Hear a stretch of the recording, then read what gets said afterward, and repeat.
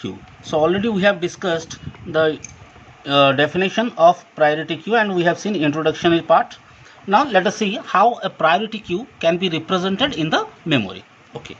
Now, like any linear queue, we can represent a priority queue in the memory either through a linked list or using an array. So there are two types of representation. One is linked list representation and second one is array representation. Okay, so now today we'll see linked list representation first. So linked list representation.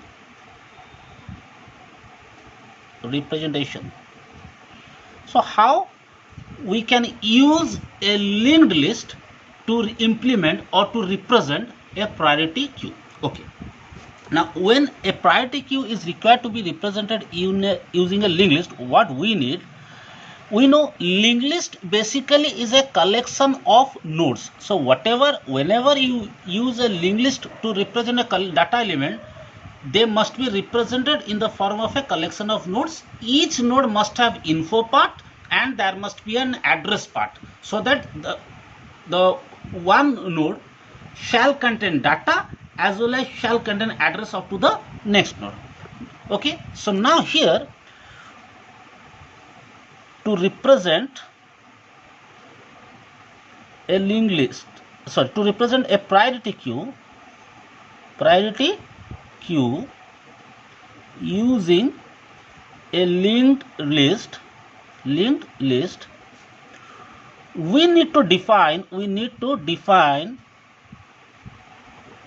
a structure first, a structure to represent a node, to represent a single node. Okay, and a single node now must contain 3 fields. Now find out the difference. Okay, so struct node, it should contain 3 fields. What are the 3 fields? One is a data field. It could be data means item, it could be integer, could be whatever data element that you want to represent. Let's say integer data. Second field is known as P. P stands for priority. So the node itself should contain a priority value of a given data item. So definitely the data type of P must be a numeric, so must be integer, and then there must be a pointer field, struct node asterisk link. So this is a pointer field which can point to the next node, which can point to the next data item. Okay, so this should be the structure. This is the structure that we must define. Okay, so the single node now contains 2 fields. One is data, second one is priority, and third one is link or address. This is the structure of a single node. Okay, also we need 2 pointer variables. Okay, they are struct node asterisk rear. So rear, it is a now pointer variable, and the second pointer variable must be struct node asterisk front. Now you understand what should be the requirement of this pointer, 2 pointer variable. Okay, so asterisk rear stores address of back node or last node, or the data item that is inserted last, address of the rearest node, and asterisk front stores address of the front node. Okay, now insertion means insertion of a single node in the linked list. So insertion of a single node means the new data element will be inserted, occurs by comparing priority field of existing nodes from the rear end. So you should keep comparing the priority field of the existing node from the rear end, and then accordingly the new node will be inserted. And deletion is as usual, you should always delete the front node. Okay, I will give you that example. I will show you the example that I have discussed in the last class, in the introductory class, where there are different elements with given priority, and we will explain how insertion and deletion will take place when a priority queue is implemented using a linked list. Okay, so let us take an example first. Now suppose we have a series of data items that are inserted. See, first I will insert. See, when the queue was empty, both rear and front will be null. But now initially we will say insert A. This is our data item, and priority of this value must be given. Let's say 2. This is my priority value. So now insertion operation will require two things, A and the priority value. Now how a linked list will be created? First of all, we will have a single node. Okay, the info part of that node contains A, and there will be a P part. So this is called data, and it will be P, priority, and there will be link. Link part is right now null because this is the first node. Okay, now there will be a variable front which points to the node, and there will be also a variable rear which also points to the same node, because this is the only node available in my linked list. Okay, now suppose after this again we perform insert B whose priority is 1. Now how the insertion will take place? Let's say already in the queue we have a node that is containing that item A. What is its priority? Its priority is 2. So from the rear end we'll see what is the address of the rearmost node. This is rearmost node, and what are its priority? Its priority is 2.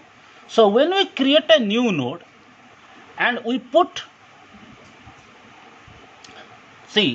will create a new node, and B, its priority value will be 1. Okay, now this new node will my front node because its priority value is 1 and the current priority value is 2. Current rearmost node is this one whose priority is 2. So now this one will become my front node. Okay, so front will point to this, and the link part of the new node will now point to the existing node, that is A. Okay, whose priority is 2, and this will be null, and this is my rear node. Okay guys, this is how insertion will take place. Now suppose there will be one more element, insert C whose priority is 3. So now again there will be a new node. So right now data is B, priority is 1. Okay, and this one will be my front node.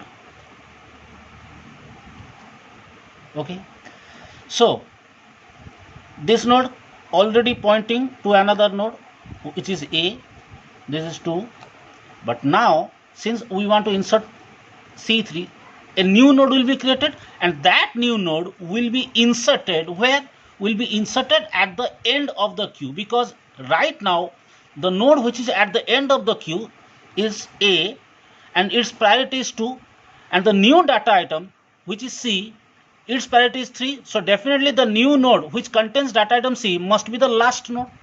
So this will point to another node C whose priority is 3, and it will be null. So front will now point to C.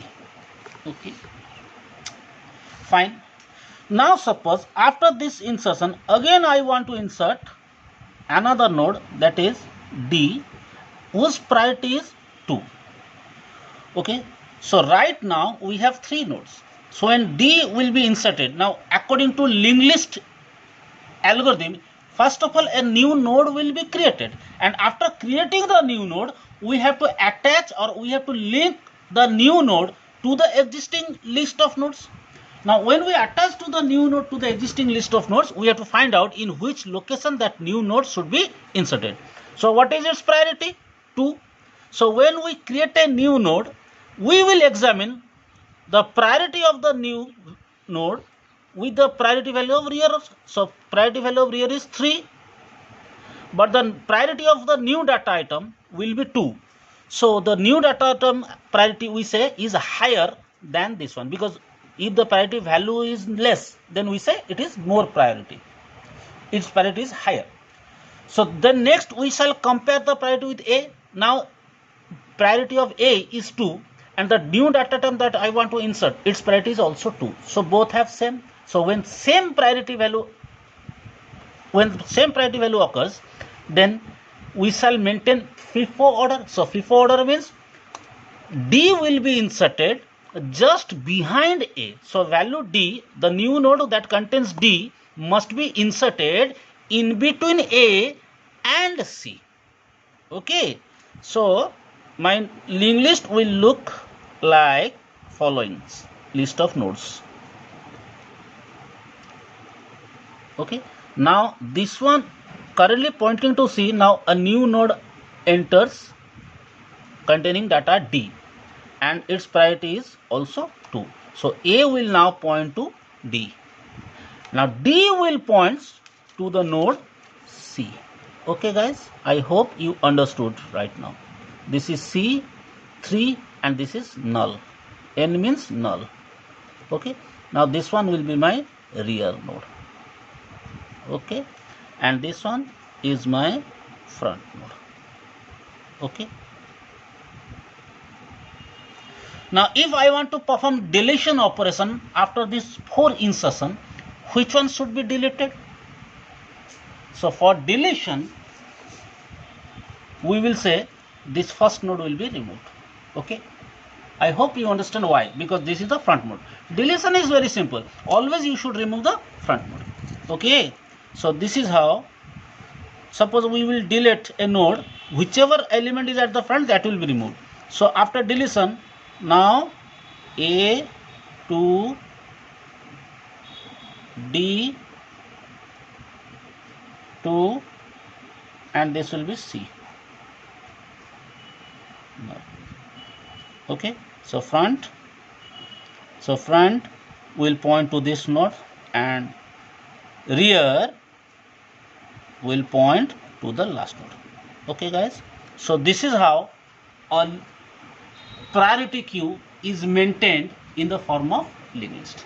So in our next video we will see how a priority queue is implemented using an array.